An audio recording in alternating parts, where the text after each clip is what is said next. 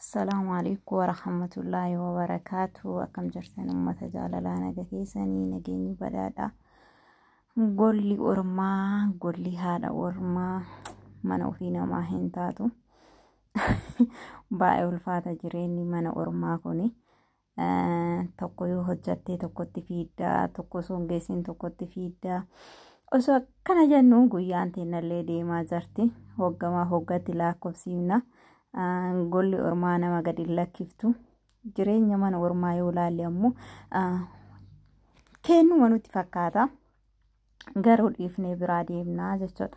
Gaafa dhiifnee biraa deemnee gara biyya keenyaatti galle ammoo jireenya gola ormaa kana barannii akkaataa isaan itti jiraatanii haala jireenya oolmaa waan hunda akka isaanii kana barannee gaafa biyyatti galle ammoo akkas ta'uu fi beetan kaahee ulfaata Itoophiyaa keessatti zooreesuma gorma ormaa sanitti azzeebinaa jechuudha. Yeroo baay'ee ijoolleen keenya biyyaa bahanii deebi'anii biyyatti galanii osoo takkuma hin taa'in maaliif azzeebi'anii jenna. Woo ammoo azzeeru ammoo galuuf akka wayii taanee muddamna. Gaafa galle ammoo asitti deebuuf akka wayii taanee muddamna. Sababbiin isaa maalidha? Jireenya mana ormaa kana baranne. Jireenyi mana ormaa maalidha?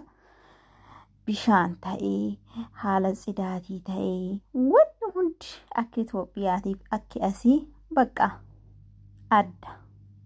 Haada lagaa sitti ulfaatu malee akka itti jiraattu bakka kanatu taraa jechuudha. Akka gola ormaa kanatu taraa jechuudha. Sababa saniif keenya san hin tuffanna. Osoo keenya san illee akkana godhannee akkana jiraanna yoo jechuuf ammoo jireenyi qaaliidha. Nyaata keetuu daabboo keetuu wanni bitattuuni baay'ee tokko ulfaata Itoophiyaa keessatti jechuudha. Kana laallee hoggamaa waggatti biyya ormaa keessatti yeroo fixaa jirraa jechuudha. Amma haala kulli haali waan amma isinitti argisiisu kana hunda isaa guyyaadhaan hojjetaa oola. Gibbii kana hunda waan fakkaattu laala dastaa miskiintitti.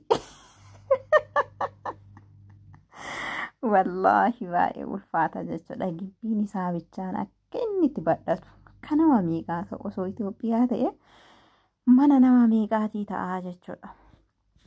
Kana hunda sarraatanyaan biraa hin jirtu anuma qofaa uffata kanneen illee ka tokkosu anuma gibbii ala isin mul'isisan illee ka xaragu anuma mana kana hunda ka qulqulleessu anuma tuni ammoo kushiinaatiyyaa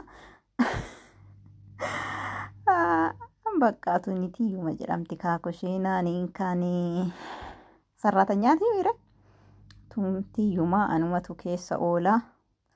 Anuma keessa gangalataa oola bootaa kana isiniin jedha.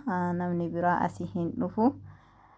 Nyaata oo barbaadan achuma fidaaf malee bakka. Tuni tiyyumaa isiniin jedha. Osoo Itoophiyaatti ammoo honna haganaa qabaadhee namatti hin tolu.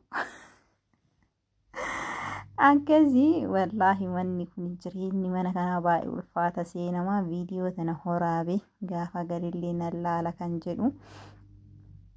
Baay'ee tokko ulfaata dalagaan mana kanaa hundaa'uu danda'e waggaa baay'ees ture. Amma keessaa gala jedhee viidiyoo kana isinii waraabaa jira. Maal jetta isin koomentii jala barreessame. Kuni bootaa isaan buna itti taa'anii shaayii buna itti dhuganii bootaa itti sarraatanyaa hamatanii bootaa itti sarraatanyaa qoroxxomanii. Wallaahi dubartoonni asteetti sarraatanya yoo qoroxxomtan kushiinaa keessatti argaa dhagaa jechuudha. Yeroo san bakka na gubata garaan kiyya coggaarraan kiyya. Kun ammoo boodaa nyaata itti nyaatanii. Anillee Itoophiyaa galee akkana hojjechuu hida mana kiyya. Du'aayii godhaame. Akkana xaarree akkana goona osoo jennu akkana hojjetan mana keenya nullee akkana goona osoo jennu urmiin teenya nurraa deemte illim. Manangasitti illee ijaarrataa hin jirru. Akkanatti illee godhataa hin jirru. Garuu urmi mateenya nurraa deemaa jira. Dullummaan dhufaa jirti. Keessattuu dubartiin gadabii qabdi. Gadabii itti finna argattu. Daa'ima horattu. Kana isiniin jedha. Kuni honnuma jalaa bichaa isiniin mul'isee asii ol fooqetu jira. foo'ii san isinitti mul'ifnee bootaan uffatatti miicillee kun nuti ala asuma akkas isin bashannansiisee dalagaa kiyya isinitti